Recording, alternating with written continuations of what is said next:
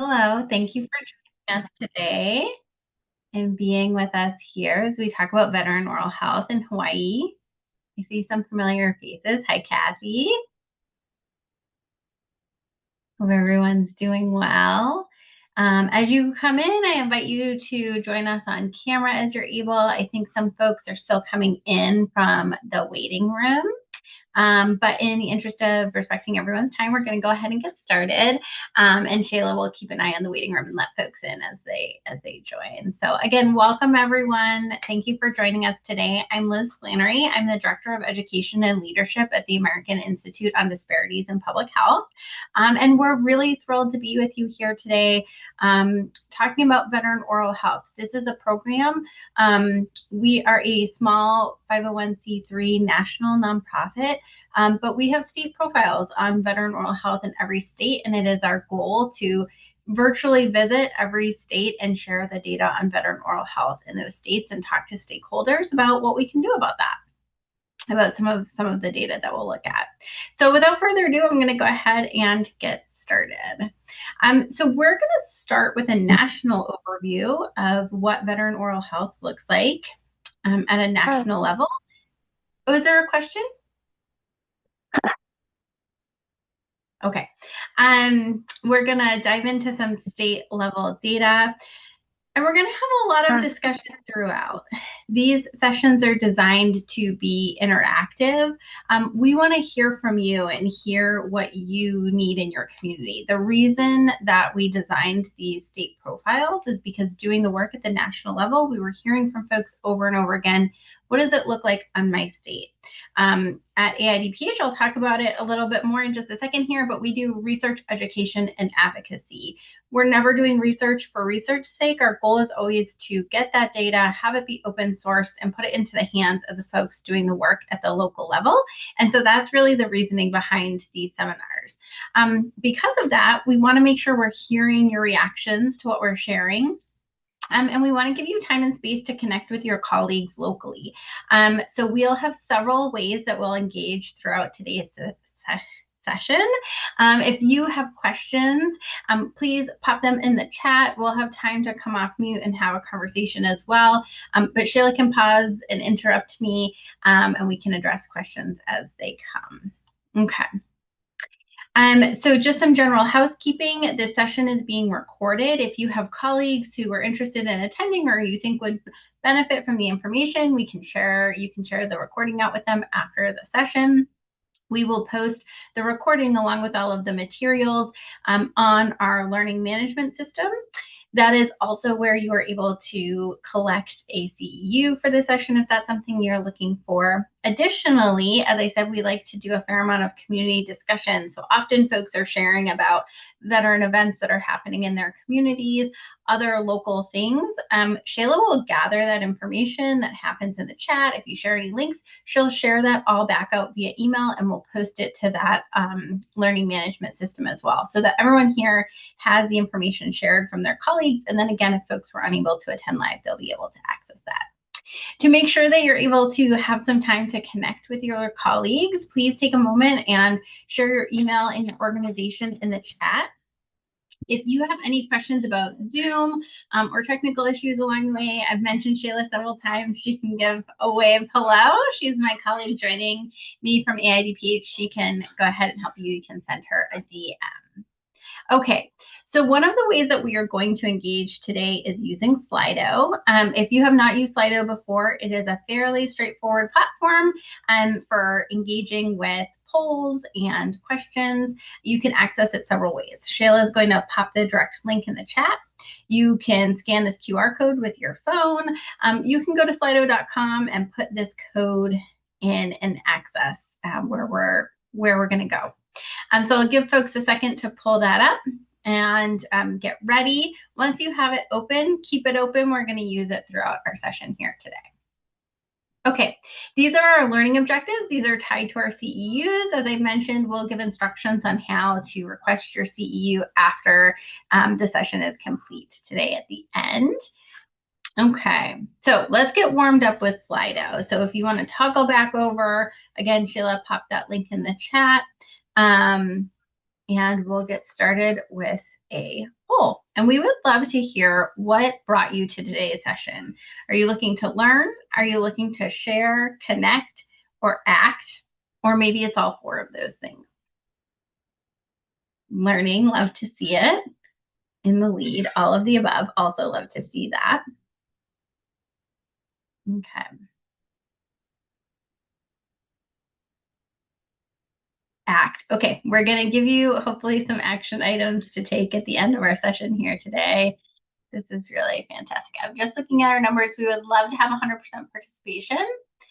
And I think we're a little over half. So go ahead and pull that up. If you're just joining us from the waiting room, we are going to be using Slido throughout. We'll keep posting the link in the chat. You can scan this QR code and participate in the polls and the questions that we're asking throughout. Okay, I'm going to toggle us back over to our slides, but if you have not yet answered that poll, please go ahead and do so. We'll leave it up for a few more minutes. Okay, this is disclosures. I am our main presenter for our session here today, and I do not have any conflicts of interest or disclosures to share. This is tied to our CEU information.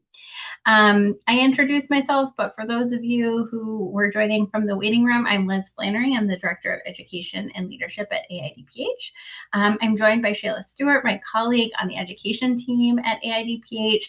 And we want to say a big thank you to Patrick Donnelly with Hawaii Oral Health Coalition for sharing this information out with all of you and ensuring that we have a robust group here today. Thank you for being a wonderful partner, Patrick, and hosting us here today. Okay, we're going to go back to Slido again as we're getting started. We want to know what you believe are the top priority areas for veteran oral health in your state. And this will help us tailor our content here today as we go through our seminar. So again, you can scan this QR code. You can go to slido.com and pop in this code, or you can click the direct link that Shayla popped in the chat. Okay, access to care. I think we are, Shayla, is this our 31st, 30 some odd seminar? I was going to say 31 or 33. I don't know why I'm struggling. I was going to say 33 too. Yeah, 30s now. Yeah. Yeah. Access to care has solidly been first pick, I think, at every single seminar, and oral health literacy is not far behind. I will also share, we will mention this later in the seminar as well, but with doing this seminar in hopefully every state in our country, we also have a summary report. It's a living document. So again, we pull in the insights, the wins, the success stories, the pain points from each community and post them there. So folks can learn from what you are doing well. And if you are curious about what other communities are doing, we share those highlights in that summary report. We'll share out links to that. Things like the results from these surveys go in there. Okay, workforce development, really great topic. Okay, if you have not answered, please continue to do so even as we get started. So before we dive into the data, I'm just going to give you a little bit of information about who we are, why we're here, why we're talking to you today about veteran oral health. If you're not familiar with AIDPH, we, again, are a small nonprofit. And our mission is to empower our community to eliminate health disparities through research, education, and advocacy. Our research team is doing mostly independent research. It is always done in a community engaged model, and we are always looking to make that open access so folks can use our research to develop evidence-informed policy solutions, programs, etc., which is why we're going over our research and our data here today. We do this work because we have a vision of an accessible, affordable, and valuable public health system. We have several areas and communities of focus.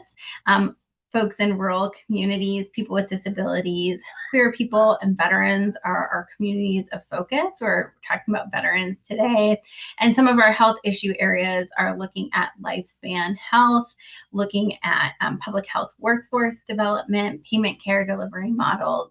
You can kind of see the intersections there.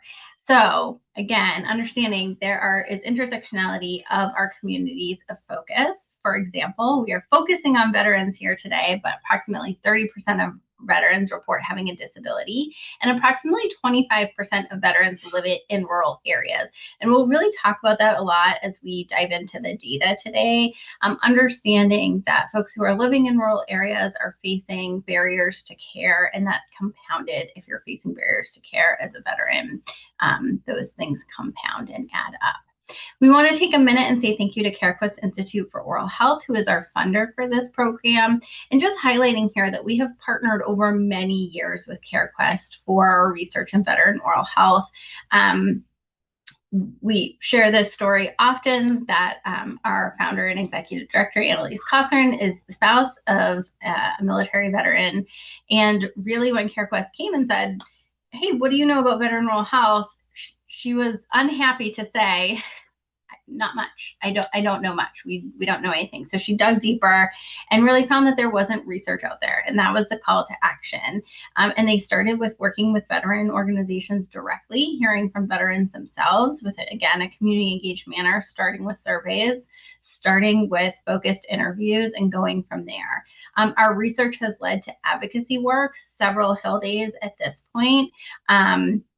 We were just at a Hill Day with Patrick, and we were the community champions for veteran oral health for Open's Hill Day this past June. And I can't believe I'm saying past June. I'm still wrapping my head around that we're in August. I don't know about all of you. And doing these VRTs and really, again, helping folks activate at the state level. We'll talk a little bit later about examples of place-based work and how several states have activated around veteran oral health to advance healthcare access for veterans. So again, we'll start with a national context before we dive into the state data to really understand what's going on and how it impacts things at the state level. So this might be familiar to some of you, but kind of two major takeaways here. Doing this work over many years now, we've repeatedly found that many people often don't understand the eligibility process. It can be really complicated, what care veterans can receive, or even where and how they can access that care. And so that's why we start by giving a level setting of the stage, a clear picture of what's currently available through the VA and what veteran oral health looks like at the national level. So key point number one is that eligibility for medical and dental care through the VA is not set by the VA itself. It's determined by Congress through a federal law called Title 38, and that law outlines what care is covered, who qualifies, and where it can be delivered. And because of that, any major change, like expanding dental coverage, requires congressional action. So it's not just a policy update. It involves passing new legislation and then also securing the federal funding to support that legislation.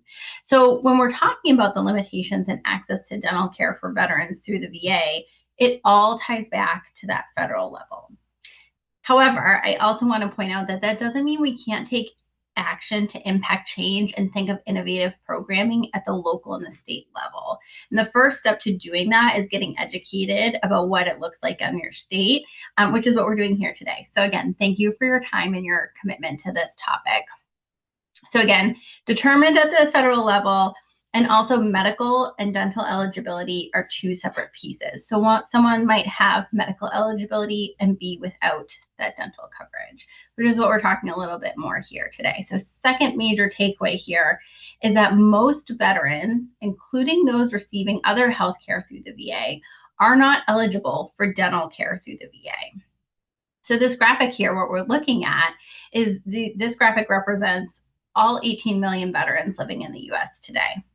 The lighter colored half shows the veterans who either receive care outside the VA or aren't eligible for VA healthcare at all. And then as you start to move to the left of the chart in the darker blue section, that represents the nearly 9 million veterans enrolled in VA healthcare. And then we see if we go even further to the left, we see just a tiny fraction, that small blue and red segment is actually eligible for dental care through the VA. And what that means in practice is veterans might go to the VA for a medical appointment, get treatment for a chronic condition, but they might leave still with untreated dental pain or oral health issues because they're not eligible for the dental care. The other piece here is even among the roughly 1.8 million veterans who are eligible for dental benefits, only about a third are actually utilizing them. So that low utilization rate, we need more information on why that's happening, but we suspect that barriers to care and lack of awareness play a big role in that. Okay. So we also know that this problem is even worse for veterans living with chronic conditions, where good oral health is especially critical. So we're going to look at that a little bit more. So veterans living with chronic conditions like heart disease and diabetes are especially vulnerable to oral health issues. What's even more concerning is that veterans with these high-risk, high-cost conditions are more likely to lose all of their permanent teeth, and we see poorer oral health outcomes for veterans than non-veterans, even if they've seen a dentist in the past year. So what that tells us is that access alone isn't solving the problem. Even if veterans are getting dental care, many of them are still facing some of the worst oral health outcomes. And a big reason for this is the lack of integrated care. These chronic conditions aren't being addressed in coordination with oral health needs, and that leads to a health outcomes gap. And it's especially frustrating because the VA is the largest integrated healthcare system in our country. It's uniquely positioned to manage complex care for veterans with multiple chronic conditions. But since most veterans aren't eligible for dental care through the VA, they're missing out on that coordinated care piece. Okay, so looking at this a little more specifically, this is from research, again, we conducted in partnership with CareQuest that really focused on the connection between chronic disease and oral health. So even after controlling for factors like income, education, whether someone lives in a rural area, we found that veterans with diabetes were still 40% more likely to be edentulous, meaning they've lost all of their natural teeth, compared to veterans without diabetes. And just as concerning are the findings related to heart disease. So veterans with heart disease were 30% more likely to be completely edentulous compared to veterans without heart disease. Okay, so what we really want to highlight here is it's not just about poor oral health outcomes or reduced quality of life. Those are, of course, very serious concerns, but it's also about the broader health impact and the cost of care. So when dental care is managed as part of an integrated healthcare system, again, like what could be offered if dental coverage were expanded at the VA, there's a really clear opportunity for cost savings, especially for veterans with chronic conditions. So some of our research shows that for every $1 invested in dental care as part of diabetes management, there's a $1 savings in related medical costs. And with heart disease, it's more striking. For every $1 spent on preventative oral health care, it can result in $2 saved in heart disease management. So at that point, dental care isn't just a health benefit, it's paying for itself. And this is important context to keep in mind as we look at chronic disease trends in Hawaii and consider what solutions might look like there. Because we know that the burden of disease, the cost of care, that might be determined, eligibility might be determined at the federal level, but it trickles down to those state healthcare systems. Okay. And these are just some data points collected, again, through our research coming from BRFIS and data accessed through the VA that is looking specifically at rural veterans. We'll highlight rural veterans throughout, again, understanding that veterans disproportionately live in rural areas, and that duplicates the barriers and access to care that they're facing and impacts some of those healthcare outcomes that we see. We also want to share this. We very often conduct our research at AIDPH in a mixed methods manner. So not just looking at the data, but really working with our communities to hear firsthand from the folks, because data is incredibly important, but we understand that behind every number is an actual person. And this just really highlights who we're talking about and shares their story. So this is a working age veteran living in Maryland, unable to address their oral health needs because of cost, and they're asking for help, which we think is incredibly powerful as we dive into looking at this data more in depth. So the research that I just referenced and the research we're going to dive into more It comes from several different reports, and all of it is housed in a compendium of information on vetdentaldata.org. And Shayla, she might have already popped that in the chat, but if she hasn't, I know she will soon. So we have all of our research reports there. The state profile we're going to look at is there, but we also have several interactive data dashboards on that site as well, particularly looking at veterans, rural veterans, and being able to manipulate the data. So noting here that we have an entire tab dedicated to rural veterans, and the data is from MEPS, which is the Medical Expenditure Panel Survey. And so the data aren't available from MEPS on a state level, but they can be evaluated by region. So you can get a sort of proxy for state level data, but it's not precise per state there. So this is really just some screenshots showing the way that you can manipulate these interactive dashboards to, again, kind of dive into the data more and look and find what you need for your programs, for your grant proposals, whatever it may be. So when you click on the rural tab, it takes you to an interactive dashboard on rural veterans. And then across each indicator, it's really clear to see that rural veterans delay dental care due to cost. They spend more out of pocket on dental care, and they struggle to find accessible locations for dental care. Okay. We also see that rural veterans also feel more impact from lack of access and utilization to care. And they often cite that their state of their mouth is embarrassing compared to non-rural veterans. Rural veterans also struggle more with a functional dentition, which likely leads to the data points we see around increased cost of care and higher emergency department use. This is just a snapshot of the different publications that are available on vetdentaldata.org, and some snapshots of what the state profile looks like. So if you haven't accessed the state profile before, I welcome you to pull it up and go along with us as we dive into that. So before we move into that, we're going to toggle back to Slido again. I'll pause. You can stop hearing from me for a second. We would love to hear one word naming what you think your state's biggest challenge is for veteran oral health. So if you didn't keep Slido open, you can scan this QR code here. You can go to slido.com and pop in this code, and the direct link is probably in the chat. So just share what one word your state's biggest challenges for veteran oral health. Coverage.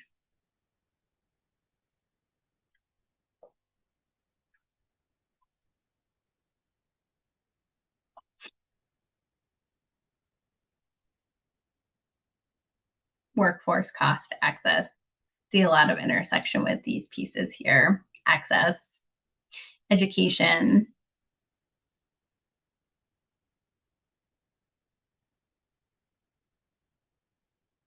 Okay. If you are still, oh, I see some folks still typing. Okay, I'm going to go back to our slides to keep us going, but if you have not yet responded, please go ahead and plug that in. Okay.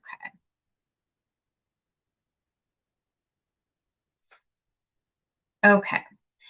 So what do these profiles look like? And I will also share that our research and comms team is in the process of updating these state profiles. So these were first published just about 3 years ago, or really the analysis was done just about 3 years ago. And because we have updated surveillance system data, it's a time for us to look at those analyses again. So these will be as current to date as of the fall. They're still very usable. With that process, we are also doing expanded information into aging veterans. Okay. So looking at the top of the profile, we start every profile with quick context. What's happening in your state and how it fits into the bigger picture nationally. So again, just like we started with this seminar, we start with kind of those key points, and that most veterans are not eligible for dental care through the VA. I feel like a broken record, and I might sound like a broken record to you, but really I can share we have been to many Hill Days. We've talked to people across the country, and every time we do, it's just still a surprise to some folks, particularly folks who may be decision makers or elected officials, just really don't understand that that eligibility isn't there. People think veterans have access to healthcare through the VA, so of course that would include dental care, and it just is a really surprising fact to many people. So starting at that point can be a really powerful place to start because it's surprising and kind of opens people up to understanding what that access looks like or really doesn't look like, and that something needs to change. So we also include data on where veterans live across Hawaii, especially counties with high concentration. So we can see here with Hawaii, it's looking, size-based, population-based here of where your veterans are living with their concentration there. Okay. So then we take a look at some state-specific insights, really comparing Hawaii to national averages. And I just want to take a minute and give everyone on this call a big round of applause because Hawaii, I think you have the most successful state profile in the country. So looking, if you zoom in here, you'll see that number 1 is the worst and 51 is the best. So Hawaii is really doing spectacularly in these areas compared to the national averages. Of course, there's probably still some room for improvement because our national averages are not great, right? But well done, Hawaii. I hope everyone is really proud of where you're standing with there. I will also note there are some stats that just aren't available. So rural Hawaii veterans, we would love to have information there. The surveillance system data, if these are blanket, means that surveillance system data wasn't there. The other conversation that we have on these calls is what data is missing, what isn't being represented, what don't we know, and that really can be an action that communities can take to find out, to advocate for surveillance system changes or updates or increased data take-up. Okay. So again, we have our pieces formatted in a report card. We do that, again, we want the state profile to be a really usable tool. So we want states to be able to take, it's graphically compelling, it's designed well, and that's done on purpose so that any layperson can understand that. That's why we chose a report card. You can really take it to decision makers, to program managers, to folks who are not in public health, to folks who are not data analysts or in oral health, and they can quickly understand what's going on in your state. Which again, looking at these numbers and seeing these pieces here, it's a job well done. But there might still be some work to do. Some pieces that I like to point out here, and again, I don't know that there's any other state that has 3 A's. Very rarely is there an A, and certainly not 3 A's. I think we're more often looking at C's, D's, maybe 1 B. And really what we're encouraging folks to do if they do have a good grade in a certain area is to look at those success stories, not just look at where it needs improvement, but what is our success story and how did we land there? Why is it a success? What has our system done? What has our state done to be successful in this area, and how we can take those lessons learned from that one area and apply it to an area that needs improvement. And also, what can other states learn from Hawaii and look to what you are doing for these numbers? Okay, this is also just a dashboard snapshot. So we have a profile for every state in the country. We are also working to expand to ensure that we have profiles for all of our territories. But so you can go in and pull each of those up and compare your numbers. Again, if you're looking for comparative areas or folks that have similar systems, But if you want to do that in a faster way, you can go to this map and just hover over the map, and it will give you a quick snapshot of that state. You can find if there's states with similar numbers or similar stats to you and dive into that a little bit more if you're looking to do those comparative pieces. Okay. So I would love to hear from folks. That was a lot of information. If folks want to take a minute and pop in the chat, are there any barriers that are not in the data? Are there pieces that you're seeing in your community that you know is a real issue for veterans in your community that's not represented in the information we just looked at? Because we know we're limited by data, right? We're looking at national surveillance systems. We're not in charge of all of those questions. We know specifically when it comes to oral health, those questions are very limited. So what else do we need to know? What else do we need to be looking at that's not currently represented?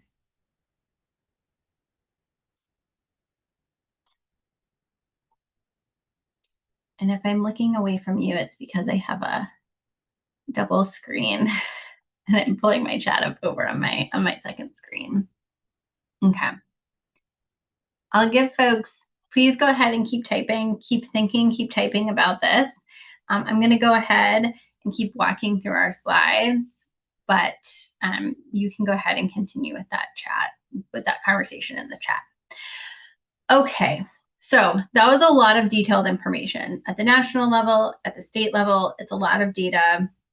Talked about that we want this to be a usable tool for all of you. So how do you use it? What do we do? Yeah, Honolulu versus rural neighbor islands, definitely. Not many youth know about or appreciate veterans. I became more appreciative of veterans after attending an event to celebrate them, the Honolulu Mayor's event celebrating how veterans protected us, so we have the opportunity to live in a more peaceful world. Love that. Okay, that's great. Yes, I think I would encourage you all. I am curious about the rural data too, so I think that that's definitely an issue area where you all can champion to find ways to find that data. Okay, so we're going to talk about how to use the data to illustrate the need, or use the lack of data to illustrate the need, as it were, how to share the profile to start conversations, and how to take action and elevate success stories. Age of the veteran, yes, and that is coming. So I think we're looking at, Shayla, probably late fall. Our state profiles will have expanded information on aging veterans, which is exciting. Okay. So veteran advocacy. So one of the most powerful things we can do with data is to advocate. And that can really look different on your role. You might be working, you might be a state employee, you might be a veteran yourself, you might be a clinician. This profile, our goal is for you to have credible local data that you can bring to your decision makers, your legislators. That's one way of organizing. You could also do things like organizing a listening session in your community, invite veterans themselves to speak for themselves. Remember that small advocacy actions like calling an elected official, sharing this profile with a colleague, that might feel small, but it's a really important part of advocacy. Speaking up and sharing your passion around something, there's a big spectrum to what that looks like, and sharing out your issue area. Okay, so educating. Again, many people in healthcare or veteran services really don't know how stark the oral health gap is. And, you know, for those of us working in oral health, it's really obvious that oral health is deeply connected to systemic health, but a lot of folks are not putting that connection together, and a lot of folks aren't seeing the gap in the care. So using this profile, you could do something like lead a short talk at your organization staff meeting, or brief a coalition or a partner organization. We find that when stakeholders are informed, they become allies, and that's really how we build momentum around an issue. And it's also an opportunity to collaborate across silos. So maybe you bring this to someone in housing or mental health or food access and find a new way to align your efforts. And to that end, maybe there's other organizations who are working in the rural communities that might have a way to look into that data a little bit more. Maybe there's folks who might be already looking into that, and there could be collaboration and partnership there. Okay. So we also hope that this data is a tool for strategic thinking. So whether you're leading a nonprofit or managing a health program at the state level, we're hoping that this can help you decide where to focus. So that might be a geographic where, looking at, again, counties with those highest veteran populations, but it might also be an issue area where, right? So looking at those stats and those chronic disease pieces, maybe it's a focus there. Maybe not, because again, Hawaii is doing well, but kind of figuring out what programs are needed, what's the first step. And it helps you make the case for why you're investing resources where you are. So if you're doing an evaluation or reporting, it gives you a baseline where you started, and then here's where we're trying to shift. Okay, so also talking about resources. So grant makers and funders, they want to see data and they want to see it grounded in the community. And this profile gives you that. You can use it in your problem statement for a grant or to show the gaps in care. And again, cite it as a foundation that you can then use as a benchmark in your reporting and the deliverables of your project. Okay, so that being said, I just want to take a minute and share a free resource. So one of the other pieces of work that we're doing at AIDPH is our Veteran Oral Health Strategy Lab. Through our strategy lab, we are funded to provide free technical assistance to small organizations who are working to advance veteran oral health. It doesn't have to be a specific way. It can be a variety of projects. And we have a variety of expertise with our staff that we can offer support. So that might look like something like doing a communications plan. It might look like doing something of evaluating your research methods for a project and providing advice, or looking at your research tool. It might look at doing a strategic plan. So really, there's a lot of possibility. And if you are an organization who is working on veteran oral health, or you know someone who is working on veteran oral health, please share this, because it is free. We are funded to provide free support. And we want to make sure we're helping as many organizations as possible who are working on veteran oral health. So Shayla will pop the link in the chat. You just fill out a form. We set up a discovery call and we go from there to see how we can help the work that you are doing.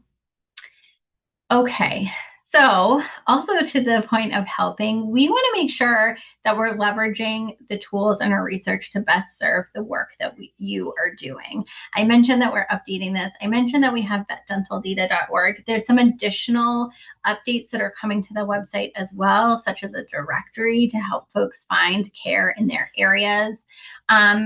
So we want to hear from you what is most helpful. So if we go to Slido again, we would love to hear what resource would be helpful to the work that you're doing. Is it education materials, policy briefs, research findings, training modules? What would support the work that you are doing?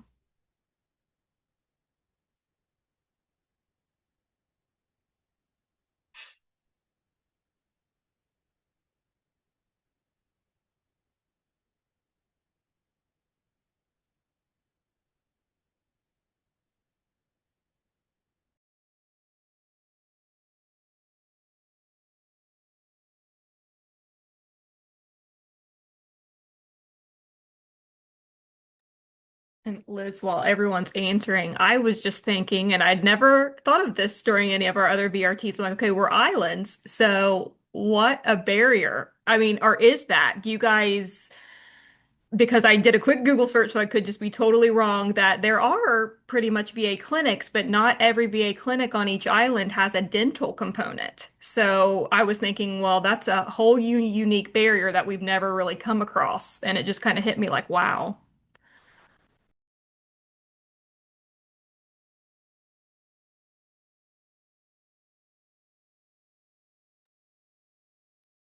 Yeah, and I'd be curious too. So transportation is something that comes up a lot when we're talking about rural folks. I know just from my personal experience with my family, New England, Boston has a lot of healthcare services, but the northern New England states do not. So I know that there are folks who have VA healthcare who are being bussed down from Maine or New Hampshire for hours and hours down to Massachusetts, and then staying in a hospital away from their family and community because that's where the care is. And I just would be curious if there's funding opportunities since the transportation is not buses. And time. Are you thinking wait times? I would love to hear more about wait times. I also invite folks, education materials, policy briefs, if folks want to share more on what those education pieces or policy briefs, their specific topics, we're happy to hear that. Okay. So we talked about state-based work. Oops, I'm switching my notes and I didn't toggle back over. I apologize. We talked about state-based work and how even though eligibility is determined at the federal level, there's innovative pieces that states can do. And we've actually at AIDPH had the privilege of really working deeply in several communities and are expanding that work of doing place-based work in states that are activated around veteran oral health. I'll talk about that a little bit more. But some states that we highlight here, just innovative things we've seen across the country. Florida passed legislation creating a Veterans Dental Care Grant Program. That's a fairly new program. I think it's maybe a year and a half old now at this point. So it's one of those pieces where we're kind of saying, keep an eye on it. So far, it's been successful. I think they've reinstated it. Oregon developed an innovative Medicaid carve-out specifically for veterans who don't qualify for VA dental benefits or traditional Medicaid.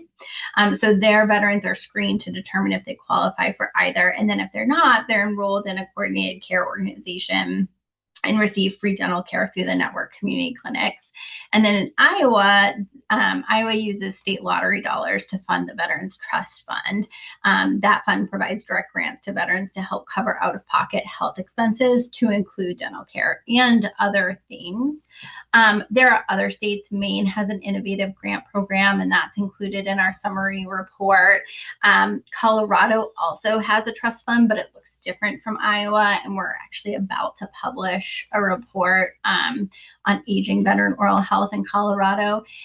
The reason that these are all innovative, but also these states all look very differently geographically, politically, their healthcare systems are all very different, and yet they've all been able to come together and pass innovative legislation that addresses the need, which is why we like to highlight them. So just kind of some areas where you can dive in if you're interested. Okay, so I mentioned Iowa. We've had the privilege of working in Iowa for several years and just like to share it as an example of what can be achieved when a state is activated around a specific health issue area around veteran oral health. So we started with a comprehensive needs assessment. Our research team did a year-long analysis and published a 70 some odd page report. And from there, we did a series of community engagements where we held several forums to hear from community members, their reactions, their responses, their additional feedback. There were initial interviews with community members from the get-go included in the report, and then we had additional response and reaction that culminated in an in-person summit on veteran oral health, where they really looked at the strategic recommendations in the report and narrowed in on what was most feasible. So we had these strategic recommendations. We honed in with the community. There is now a veteran oral health committee on their coalition. They have taken the strategic recommendations that they honed in on, and they've actually changed rules to that trust fund to make it easier to access for dental care, and really checked off a lot of boxes that we estimated would take typically 2 to 3 years to achieve. They achieved in about 6 months. Because they were really activated. So it was just exciting about what they can achieve and kind of the progress they made with some community activation. So with that being said, I would love to pause and see if folks have questions about what we talked about so far.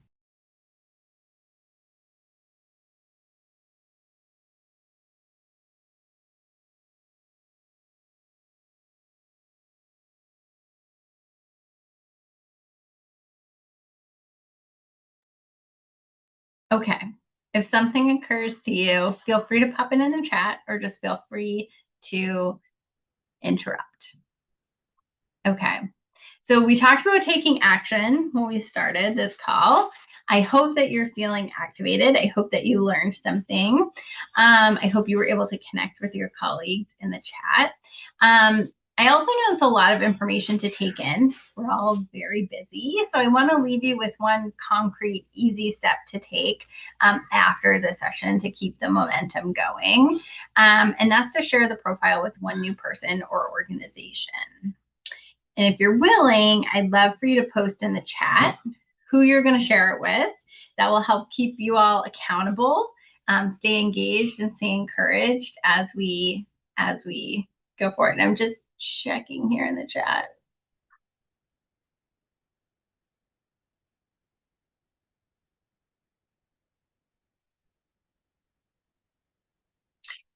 Yeah, I'm seeing it's not just the cost of flight, it's cost of cab, Uber, Lyft, public transit, all of that. Absolutely. Okay. All right, great. Okay. So we have some logistics next steps for all of you as well. So we mentioned there's free CEU available for today's session. So if that is something that you're interested in, Shayla's going to pop the link in the chat. That is hosted on our Academy.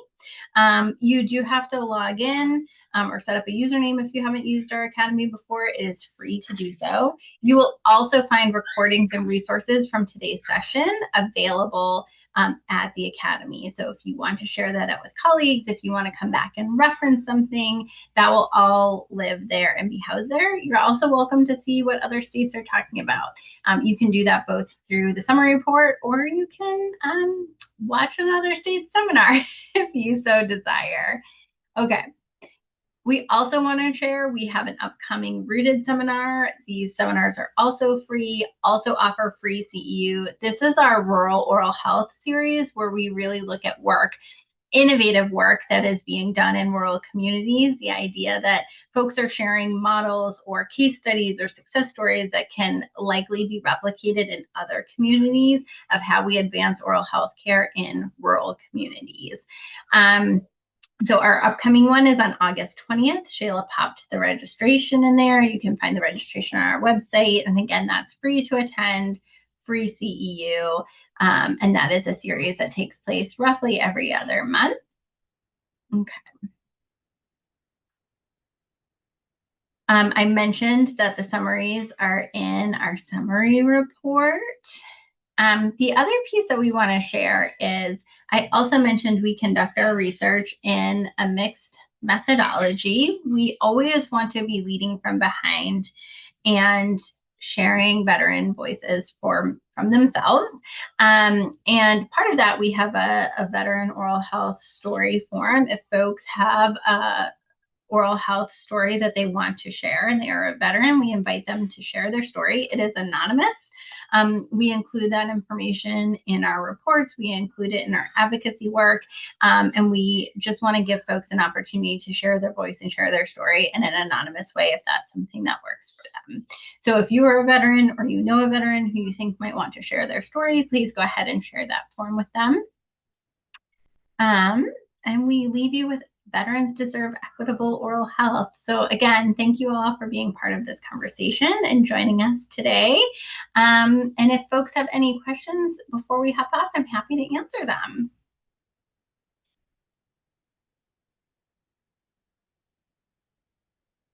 Okay. Well, I hope everyone has a wonderful rest of the day. We'll see you all soon. I had a question. Oh yeah, absolutely. Okay, sorry. No, No, you that's know, okay. the report card for Hawaii, the 3As, Mhm. what was your sample size? I mean, the data, how many That's a good question. I don't know off the top of my head, but I can ask our research team. And so the methodology is posted on vetdentaldata.org. And they had a specific algorithm that they used to calculate it for each state. So it was consistent across. But I was curious about that. So I'll check and see. And now that they're redoing the analysis too, I can check with our research team and we can share that out on our follow-up email. Thank you. Yeah, thank you.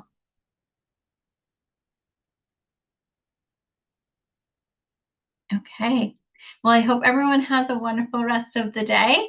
If questions occur to folks or you need to be pointed in the right direction for a resource or have questions about our research, please reach out via email. We're always available. You'll be hearing from Shayla on follow-up, and we'll talk to everyone soon. Thank you all. Thank you. Thanks so much, Liz and Mahalo. Sheila. Thank you, everybody, for coming. Thank you, Patrick.